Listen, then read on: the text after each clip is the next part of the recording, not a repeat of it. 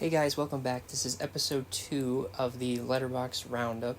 This is the series where I take a look at all the new movies that I watched for the previous month. So for this episode, we'll be looking at all the new movies that I logged on Letterboxd for the month of January. The first movie I watched in January was on January 1st, and it was Civil War. This is a movie by A24, one of the biggest releases that they've come out with so far. This movie takes place in a dystopian future of America, a future where Texas and California join forces and decide to separate from America, which causes a civil war. This movie follows some journalists as they try to race to the White House before the rebel forces get there. This movie looks amazing on 4K. I think it's honestly the best looking 4K that I have. It's extremely good looking. All the colors really pop out. If you have a surround sound system, this movie will sound incredible. There's a lot of explosions and, battle scene type stuff. One of my favorite things about this movie is it did come out during a time where tensions are really high right now, but it doesn't make it political in a way. It doesn't say which side is on the right side, or it doesn't even go into detail of what caused the Civil War. It's just a future where Texas and California decide to rebel against the United States, and that's pretty much all they give. But I really like how it follows the journalist in this. There's a main focus on that. It really shows the horror of war and what a civil war could bring. So that part of this movie I really enjoyed. I thought that was done really well. There's not many movies out there about journalists, so I think this is a really cool dive into what it's like to be a journalist, especially one that is out on the battlefield documenting and taking pictures of what's going on. But if you haven't seen this movie, it's a really entertaining one. Very good. Kaylee Spaney's on the rise as one of the best actresses out there today. She was just in Alien Romulus, and then she was in this. Both great movies. Both came out last year, too, so I really look forward to seeing what she does next. Civil War, I give a 4 out of 5. The next movie I watched on January 2nd, and that was A Quiet Place Day 1. I really enjoyed the first two A Quiet Place movies. I thought those were really well done, really unique and different. This one, it was alright. It wasn't as good as the other two. I thought the original two were far better. This one's still a fun watch, though. Definitely not one I would rewatch, I find. I would definitely rewatch the other two way more than this one. But it's an interesting story that takes place right when it all started, so you kind of see, the perspective of the aliens crashing down and all that. So that part was cool. I'm a really big fan of the two main actors in this, so it was worth watching just to see them two.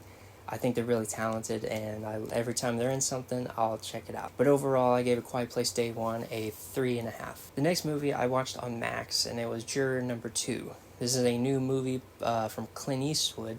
At 95 years old, he's still directing movies. This is probably his last movie that he'll direct, which this movie was very good, so it's a great way to go out. I think he's earned rest now.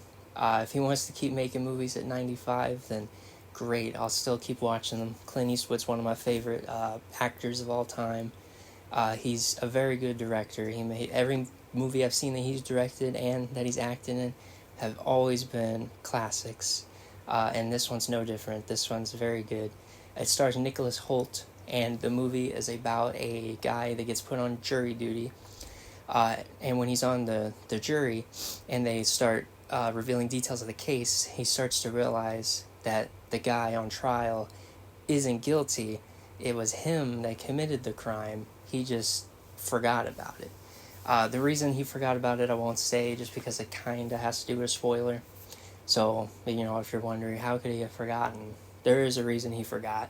And when he finds this out, he has to decide if he wants to let this innocent man go to prison so that he can stay at home with his wife, or if he confesses, takes the blame, and goes to prison. This movie is really entertaining, really intense. If you like jury kind of movies and courtroom kind of stuff, highly recommend it. If you're a fan of Clint Eastwood, watch it. Nicholas Hoult, watch it. I give it a 4 out of 5. The next movie I watched was on January 4th, and that was Challengers, starring Zendaya. This movie is basically a love triangle between 3 tennis players. There's a lot of internal conflict with these 3. It's kind of a lot to dive into. But if you're into sports, then I would recommend this. Or if you're into just dramas and little love romance kind of stuff, this was a really entertaining movie. Not into tennis at all, not at all something I would watch. But this movie really draws you in and really shows, the intensity that tennis can be. I'm not much of a sports guy at all. Hockey's pretty much the only sport I watch, so tennis is nowhere near on my radar. But this movie is really entertaining regardless, even though I wasn't into tennis or any of that at all. Zendaya was really great in this movie. Everyone in this movie was really great at acting. Tremendous performances. Crazy that this movie did not get nominated for an Oscar. I think that shocked everybody when that came out, especially not even for a soundtrack nomination, because the soundtrack in this movie is really good. I don't understand the logic behind that. But overall, I really enjoyed this movie, and I do recommend it. I give it a 4 out of 5. Next movie I watched was also on January 4th. I watched 2 movies that day. This is Monkey Man. This movie's a great John Wick-style revenge tale. If you're into revenge stories, or the John Wick series, or the Kill Bill stuff, this movie's a great addition to that genre. Really good fight scenes, choreography was great. The actor in this movie, I don't know what his name is, but everything I've seen him in, he's been great. So this movie I would recommend. I wasn't super into it, I would say, but I did find it entertaining. There was moments where I kind of wasn't as into it as I maybe thought I was going to be. Because when this movie came out, people were really hyping it up as being, like, amazing. But I just didn't feel that it was amazing. I thought it was good, but I didn't think it was amazing. So for that reason, I give it a 3.5. Still a great time. If you haven't seen it, I would recommend it. The next movie I watched was on January 9th, and that was Saturday Night. This movie is about the 90 minutes that led up to the first episode of Saturday Night Live. I had a really good time with this movie. It kind of gave me Uncut Gems vibes with the intensity and kind of how the story was told. It's very intense. The soundtrack to this movie is really good and helped a lot with the intensity. It's basically just following Lorne Michaels for the entire movie as he tries to get everything under control right before they have to go on air. Everyone thinks this is going to be a failure. Lorne Michaels is trying his best to get it going. And it's a really good movie. The actors in this movie were amazing. Corey Michael Smith as Chevy Chase was basically Chevy Chase. Like, the similarities are even in the looks. It's crazy to me. And then Dylan O'Brien as Dan Aykroyd. He nailed Dan Aykroyd's voice perfect. And everyone else is great too. The guy who played John Belushi looked just like John Belushi. If you haven't seen it yet, I would watch it, especially if you're into Saturday Night Live or just want to watch something that's a little suspenseful, even if you have no knowledge of Saturday Night Live. Especially if you don't know much about the early days of Saturday Night Live, I still would say this is a good watch because these are comedy legends. Even though some of these, Chevy Chase in particular, is not a good person, still a comedy genius. They all are. So I would recommend this. It's a roller coaster ride. So if you're into roller coaster rides, this is one to watch. I give this movie a 4 out of 5. The next movie I watched was on January 9th, and that was Terrifier 3. I wanted to watch this movie during the month of December because it's a Christmas-themed kind of movie. However, I got it from Australia, so I didn't receive it until early January. But when I got it, I finally watched it. And I'll say this is definitely the best of the trilogy so far. I'm not a huge fan of the first Terrifier that came out, but I am a big fan of the second one, and this one only improved even more than the second one. I love the symbolism in this movie, especially towards the end, of the fight scene at the end. I won't spoil anything, but it just does so well highlighting the good versus the evil. The actress that plays Sienna in this, she is the best final girl that's out there right now. Just great. She's among the legends now. Just as art is among the legends of horror now, she's a legend among the survivors. While there is a lot of graphic stuff in these movies, I do appreciate the lore that goes into these. I think a lot of people look at these kind of movies, kind of similar to the Saw franchise, and they kind of label them as too graphic to watch, which I kind of see as not a reason to not watch them. In a way, horror movies are supposed to make you look away. So if the movie's making you look away, then it's doing its job. but there's still a story behind it, so it's not like this movie is just pure blood and guts and that's it. There is a story, there is a battle between good versus evil, um, but if you're not into all that graphic stuff, then I just would not recommend it to you. Uh, but if you are a horror fan, then I would definitely recommend this one. Terrifier 3, I give a 3.5 out of 5. Next movie I watched was on January 14th, and that was I Saw the Devil. This is a Korean film that came out in like 2011. It stars, if you've seen Squid Game recently, it stars the actor for the frontman in that. He plays the boyfriend of a girl that gets killed by a serial killer at the beginning of the movie. And the movie is basically a big revenge story where he hunts down the serial killer and begins to torture him mentally and physically. He kind of does a whole like catch and release kind of thing. He finds the serial killer, he messes with him a little bit, he lets him go. He basically just wants him to suffer as much as possible. But eventually the serial killer does start fighting back a little bit, and it's basically just a big game of mind games, and it's really intense. It's a really well-made movie. Without saying anything else, because I can't really say nothing else, I'd spoil it, but I do highly recommend this, and I give it a 4 out of 5. Next movie I watched on January 15th, and that was Sam Raimi's A Simple Plan. This movie has a big cast. It stars Bill Paxton, Billy Joe Thornton, and Bridget Fonda. All three of them great in this movie, specifically Billy Joe Thornton. He was nominated for an Oscar for this movie, and I completely see why. Incredible performance in this. Basically what this movie's about is a group of two brothers and their friends stumble upon a crashed plane in a snowy field. When they look into the plane, they find a dead pilot and a big bag of money. There's over $4 million in cash in that bag. And so they come up with a simple plan. And that plan is they are going to take the money. Bill Paxton's going to keep it at his house, keep it low. Nobody's going to get any of it until they know for sure that nobody finds the plane. Because just in case they do find the plane and it becomes aware that this money is stolen, they can say that, oh, we have it, but we didn't do anything with it. Because if they spend it, then they'd be in a lot more trouble. But from there, the movie just goes in all sorts of directions. It's really crazy. It's one of those where you're watching and you just never know what's going to happen next. So, yeah, if you're really into that, I was really into this movie. I thought it was amazing. Overall, I gave it a 4.5 out of 5. Next movie I watched on January 16th is David Lynch's The Elephant Man. David Lynch unfortunately died last month, and I decided that it was time that I finally watched some of his work. I know how brilliant he is as a director without having seen any of his work. It's something that, as a film fan like myself, you just already know. Of course, I've seen clips and I've seen shots from his films and his TV shows, so I do know how good he is. But I had never sat down and actually watched in full something that he had made.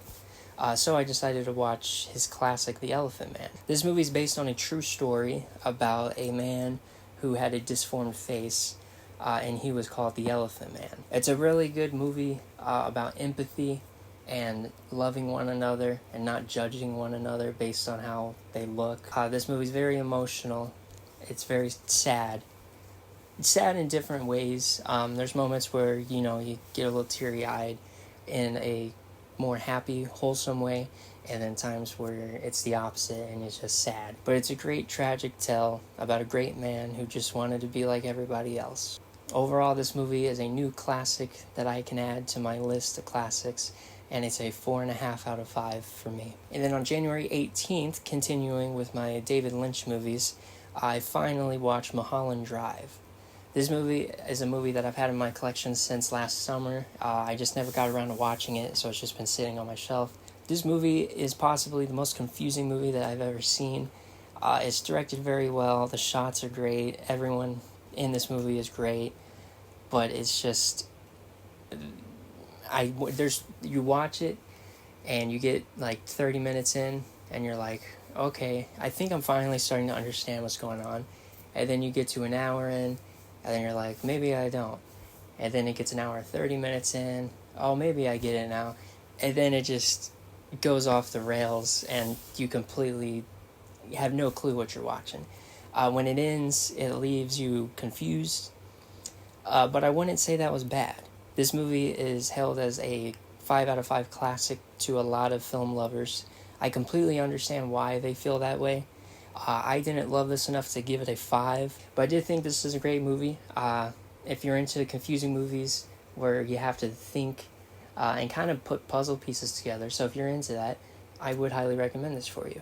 Overall, for me, I give it a 4 out of 5. The next movie I watched was on January 25th, and it's a movie by Bong Joon-ho called Snowpiercer. This is a movie that he made in English, starring Chris Evans. This movie takes place in a future where the world has frozen over, and the only survivors left are on this one long train that goes all around the world constantly. On this train, the very front is a lot of the wealthy people that get to travel the train. They get to basically do whatever they want. And then the very back of the train, the last cart, is where all the poor, lower class people have to stay. These people aren't allowed to leave. They have very bad food, very bad water. They get, the worst of the worst. So Chris Evans' character, he decides to leave like a revolution to go from their cart and then to the next one and to the next one until they get to the very first one. And that's basically the whole movie. So I think that was really cool. Is it only took like 20 or 30 minutes until they were out of their cart and they were moving towards the front of the train. So it kind of right away starts off and it just keeps going and it doesn't stop. So yeah, I really recommend this movie. Overall, I give it a 4 out of 5. Next movie I watched on January 28th, and it's another A24 movie called Heretic. This movie stars Hugh Grant, Sophie Thatcher, and Chloe East. That's pretty much the entire cast of this whole movie, which I think is pretty cool. There is more actors in this movie, but they're barely part of the movie. It mainly takes place in Hugh Grant's house between the three actors that I just named. But it's about an older guy who's trying to challenge these two Mormon girls and their religion. And then meanwhile, the girls kind of use their faith to challenge him as well. So it's a bit of like a double challenge. He challenges their belief and they challenge his non-belief. But it's a great little like escape room kind of stuff if you're into those kind of things. I think it's a really entertaining movie. Hugh Grant was really great in this. They all were great in this. I think Sophie Thatcher, she just got a movie coming out recent called Companion. I've heard great things about that. So it seems like there's another great actress on the rise. The 4K for this is really good. A24 did great. This is one of their exclusives that came out on their shop. So you can only get the 4K through their website.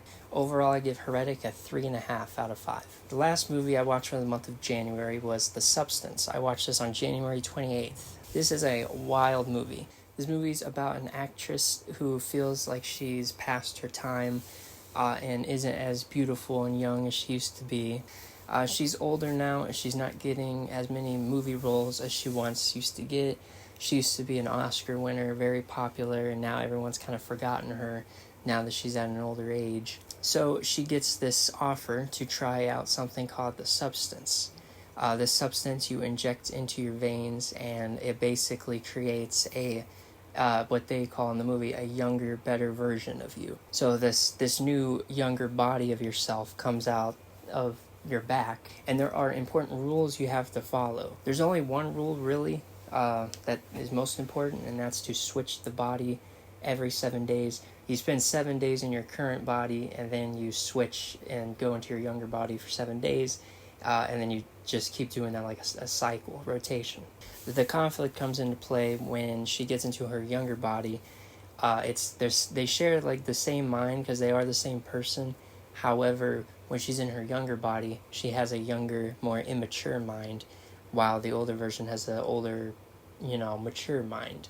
So when she's in her younger body, she looks at her older self with disgust, and she doesn't want to go back. Because she does this, things start to happen, and it starts to affect both of their bodies. It's a really good commentary on body images and how a lot of women are told how they should look and, what's appealing and what's not appealing. And it really shows how some people will destroy their bodies while trying to make themselves look better. Demi Moore actually said that this script landing on her desk was actually fate because she herself was going through something like this in real life. She, just like the character in the story, an older actress who doesn't get as many roles anymore. And this script landed on her table, and it was like she really felt that she could resonate with the character and relate to it, so she picked it up, and now she's nominated for an Oscar. Her performance in this movie was really great. I do hope that she wins an Oscar for this. I know it's a tough competition, but she was great in this from what I saw. Similar to Terrifier 3 I talked about earlier, I would not recommend this movie to you if you're not a horror fan. This movie is very graphic at times, but I mean, it was great visual effects. There was barely any CGI. It was mostly prosthetics and practical effects and things like that. And I always appreciate and love when I see practical effects in movies like this. Dennis Quaid is also in this movie. He's another actor similar to Demi Moore that doesn't get as many movie roles anymore. And just like Demi Moore, this movie has kind of revived his career in a way. Overall, this is one of the best movies of 2024 for me. I highly recommend it if you're a horror fan, and I give it a 4.5 out of 5.